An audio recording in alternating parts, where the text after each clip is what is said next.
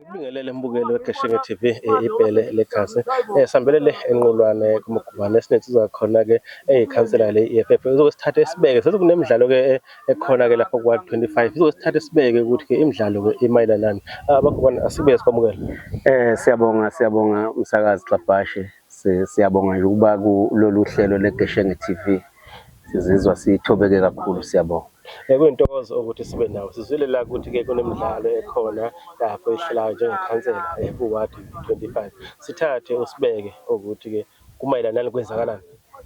Angibonge njengoba sazi ukuthi kule nyanga inyanga yabantu abasha uJuni lolu suku lika June 16 suke sikhumbula usuku lelango 1976 uJune 16. So njengeqembu le-EFF ke la ku 25 nanjengoba ngiyikhansela ngiyi-PR khansela emkhandlwini wasoLundi ngijubwe i-EFF. I-EFF ke siyazi ukuthi abantu abasha inhlelo zabantu abasha ibeka phambili, ingakho umbona ngisho ekhungweni zemfundo ephakeme kuma university nakuma FETs nakuzo zonke nje izikhungo zemfundo ephakeme uzothola ukuthi i-EFF okuyiyona ephethe lapho kuma SRCs ngoba abantu abasha ilona qembu leli aba-understanda kalula abakwazi ukuthi beyiqonde kahle ipolicy ye-EFF ne-constitution ye-EFF.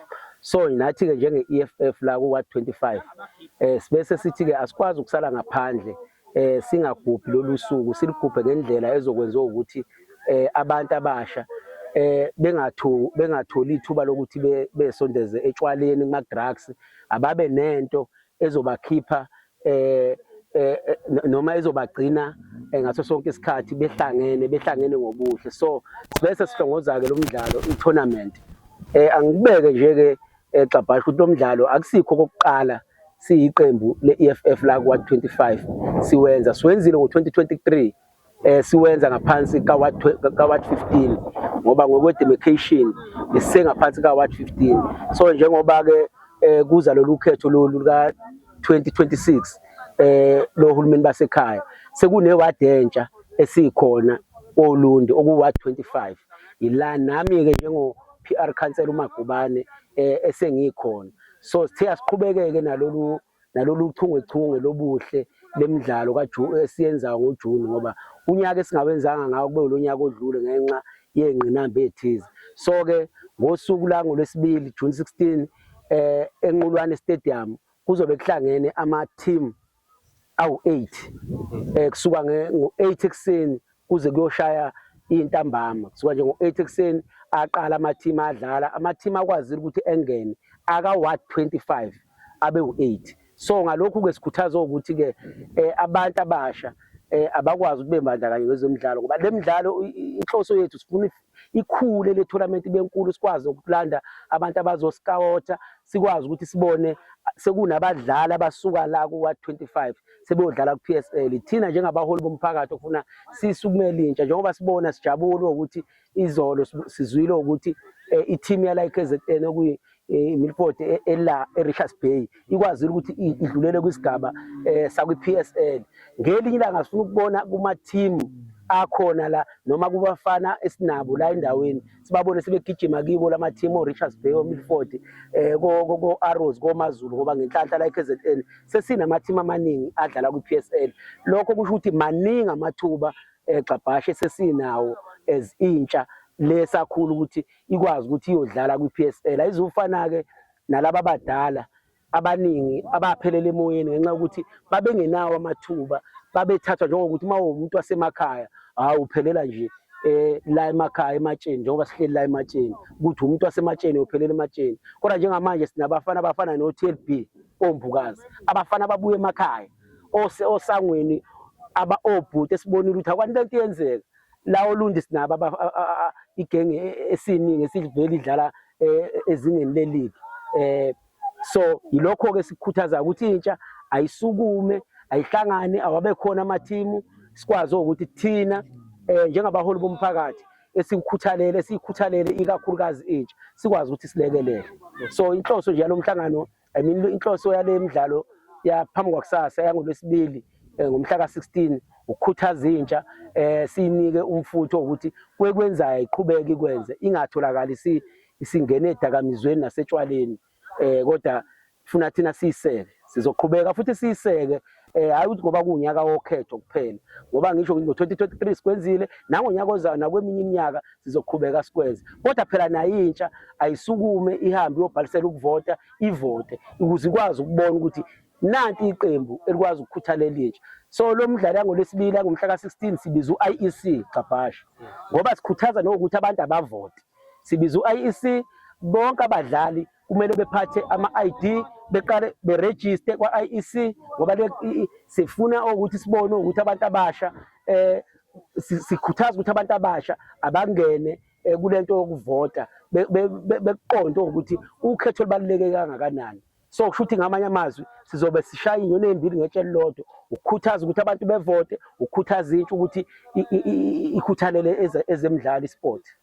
Asiphethe ngizwile ukuthi futhi anigcina ukuthi nje bazodlala kuphela, kodwa ikhona imikomelo futhi eniyibekile ukubajabulisa phela sathi abanye nejezi abadlala ngalo kunzima ukuthi mhlawumbe ngokuthola lo 1000 lo 2000 kuzobalekelela. Khona imikomelo ezothiwa niyiphethe? Yebo kunjalo, imikomelo impela siyiphethe, noma ke kakhulu suke singasho ukuthi kule midlalo kanje sikhuthaza ukuthi into ephambili imikomelo, kodwa into esike sibheke kakhulu ukuthi abadlali ithalente esifuna kakhulu, ngoba ngisho nje ngithi kule minyaka ezayo sokwazi ukuthi silanda abantu abazo-scout abazothatha abafana bebasemathimini amakhulu. Imikomelo esinayo, ozophuma uposition 1 uzokwazi ukuthi ehlomula imali engango-2000 ne-trophy enhle enkulu nama-medals, ephinde kuzothi onumber 2 ehlomula umhlomulo ongango-1000, ephinde onumber 3 ehlomula umhlomulo ongango-500. Ngoba Gqabhasha engingakusho ukuthi lokhu le midlalo ekhona asinabo abaxhasi esinabo ukuthi kunohulumeni osixhasile noma umasipala noma usomabhizinisi, kodwa konke kuphuma kuthini ephaketheni lethu njengamalungu e-EFF nanjengomuntu oyi-PR councillor la. Asinabo abaxhasi esinabo, kodwa siyafisa ukuthi abaxhasi abasondele kithi nosomabhizinisi bekwazi ukuthi besilekelele, mhlawumbe sikwazi ukuthi ngonyaka ozayo kube nemihlomulo ngempela emkhulu kunale. Kodwa kwamanje sikhuthaza nje ithalente kakhulu, nangothando-ke esinalo yilo olusiholele ekuthenini sikhiphe lokhu okuncane esinakho esikhiphe ephaketheni, singaxhasi umuntu. So ilokho siyabonga kakhulu Gqabhasha. Asiphethe abafugcina.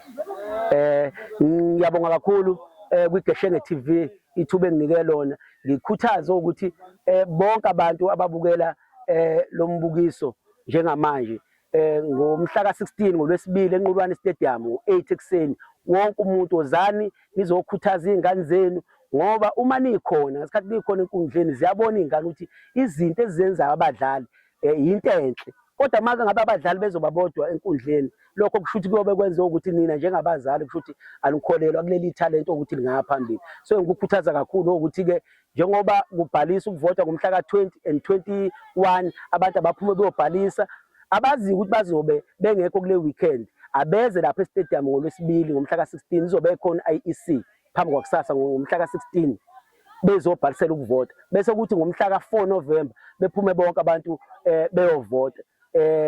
Cha, uma sengiphetha ngingakubeka nje impela ngokusobala ukuthi sekufanele manje ukuthi uhulumeni siwushintshe iwadi entsha okuwadi 25, sithi ake kube iwadi entsha, ikhansela elisha, iqembu elisha, ukuze yonke into izoza ngendlela eyiyo. Ake sishintshe.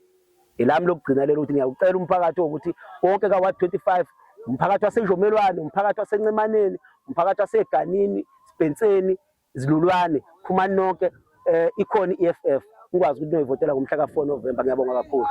iGeshenge TV ibhele legazi uyasithola ku-YouTube, uyasithola ku-TikTok, uyasithola ku-Facebook, sithokoza kakhulu ngesikhathi sabathola bazobona le video mbukela sekhaya.